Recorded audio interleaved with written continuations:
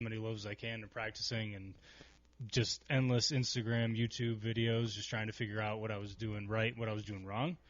And it kind of just escalated from there. That was kind of one of the questions I had on my list, and I feel like it's awful that we're knocking off in the intro part, but it was, did the pandemic kind of help build this, like, not only brand but business in the same sense as well? Like, because you were saying you spent all this time practicing and shit, and then last year we obviously are all locked down. Were you one of those people that was just baking their balls off? Not really, no. I mean, when we moved here, we didn't have a car, and the pandemic was like 5 months away, and we had no idea, obviously, that was going to be the case. Oh, wait, you can't see in the future? Yeah. That'd have been awesome. I would have got the fuck out of here. I'd have bet on some really cool sports games. Yeah. We'll talk about Moved to Australia or something? Yeah, exactly. Get down to well, shit, they kicked our friends out of New Zealand at the beginning. They're like, Americans, get out. Yeah, You're right? not staying. Yeah, you're not welcome here anymore. Yeah.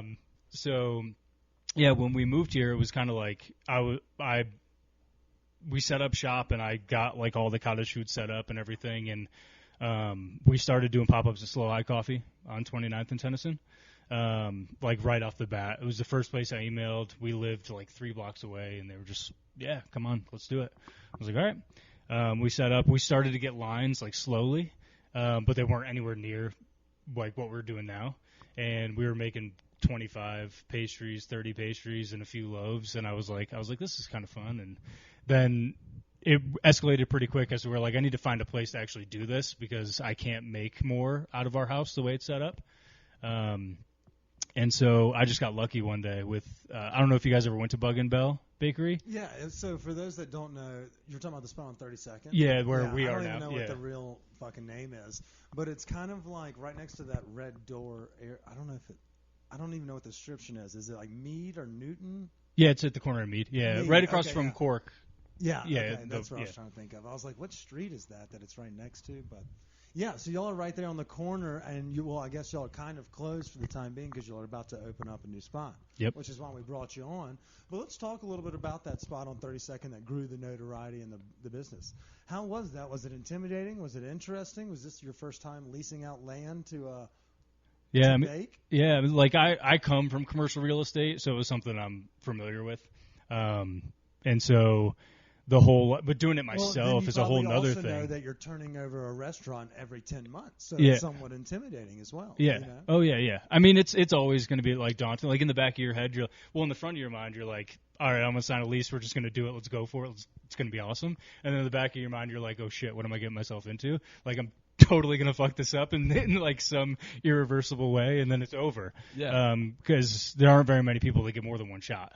And those who are extremely lucky. But luckily it ended up working out. But, yeah, we just got super lucky one day. I mean, we were about to go to dinner at F&G, which is further down or further up 32nd. Yeah, Troy Guard spot. Yeah.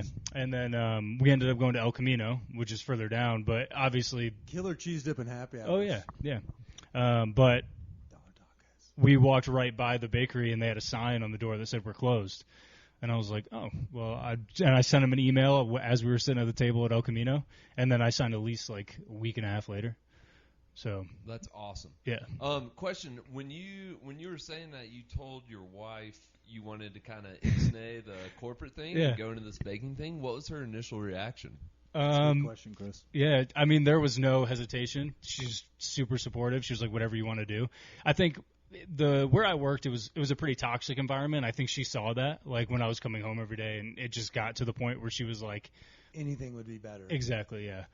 Okay, and then also it's a leap to kind of go from making bread and pizza dough and stuff like that to making what you're croissants doing and pastries. Like where did you pick up that skill? Because that's more like the bakery has a lot more pastries. Yeah. Yeah. Yeah. I mean, look at these things, and I've had them before, and I don't have pictures of them because sometimes if you're just eating out of your hand, it's not the sexiest thing. Yeah.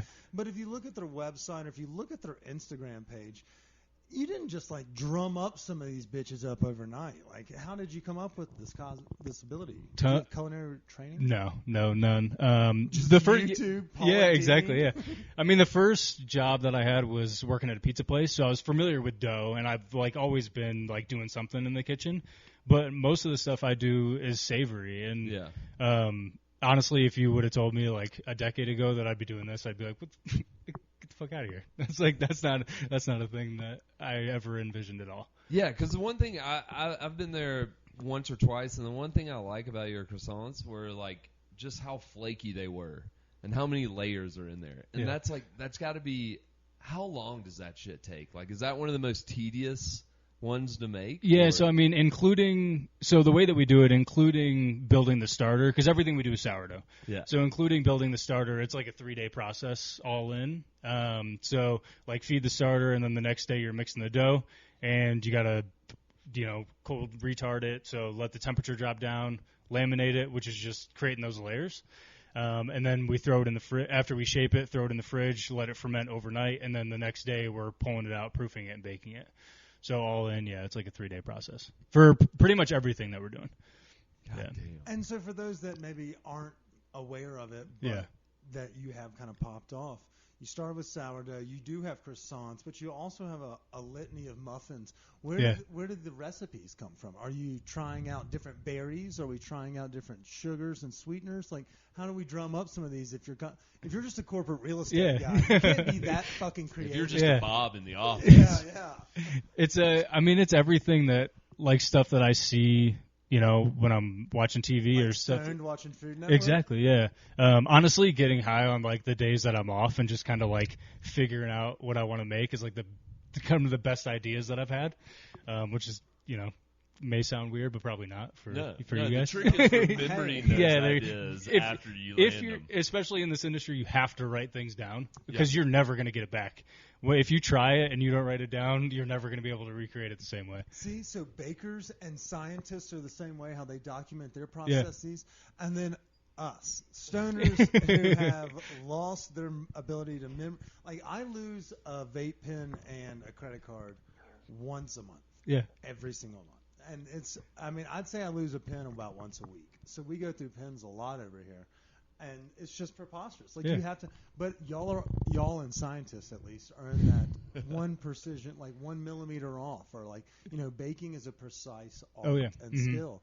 And so it's something where, is it your brain ticks differently, or are you also creative? And you mentioned savory. Are you also a creative chef in the kitchen as well? Yeah, I mean, it's a little bit of both. My wife always tells me that I'm pretty robotic. Like, I'm just always going. So you're an indica or sativa guy? If you were. Sativa, yeah, really? For sure. You want to stay up and going? Oh yeah. I don't want to. I don't want to calm down at all.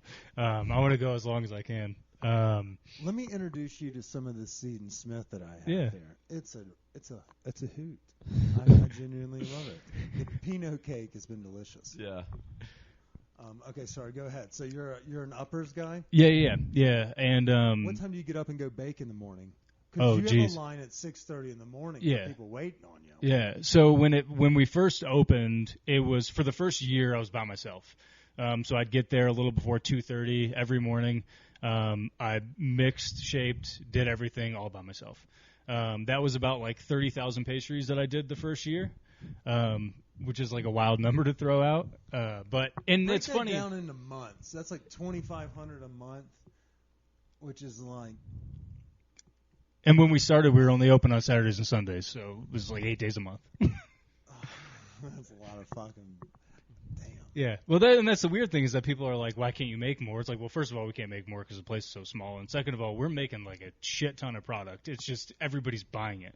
Right. So there's no – it's just always an uphill battle. Like, even if I could have made 500 more pastries, which we're going to be able to do at the new spot, even more than that, like, we'd still sell out. It would just be 45 minutes longer instead of at 9. It'd be at 9:45. You know what I mean? Yeah. What was that like? So kind of. That's awesome. 9:45. Yeah. When you started gaining, kind of the momentum, and you're like, wow, I think we can get this first spot going. Yeah. Were you thinking like, okay, how far is this momentum going to keep on going? And were you surprised like each month, like, holy shit, these like more and more community people. and neighborhood have embraced you, and now you're all people from all over the city are driving over, and people are watching you through the windows. Yeah, all over the country, really. I mean, people are coming from Maine and Texas and Florida. Get over yourself. Yeah, I know, They're right? Not here for your baked goods. They're here to get high and go hike, but they hear you have dank ass bread. No, they're coming for us. Mountains are just, they're just there. Yeah. We're known as a bread spot. Yeah. Well, No. we're quickly becoming one. I mean, I try and stay as humble as possible, like all jokes aside. But I mean, every single day that we're open, I'm like, when's the line going to stop? Like, what's the day that the line is not going to be there anymore? Yeah. And then, which some ways I'm like, that'd be a good thing because then people would be able to just walk up and grab it. But then I'm also like, what does that mean that this whole thing is kind of is coming to an end? Yeah. They were going to have day old product on our hands. Exactly. Yeah. And it never happened, So, and here we are now. Closed and about to open a new spot. So let's talk a little bit about the new spot. So 41st and Tennyson. Mm-hmm. I can't even remember what was there before there. Just houses. Yeah. Yeah. Okay, perfect. So y'all are in one of those spots.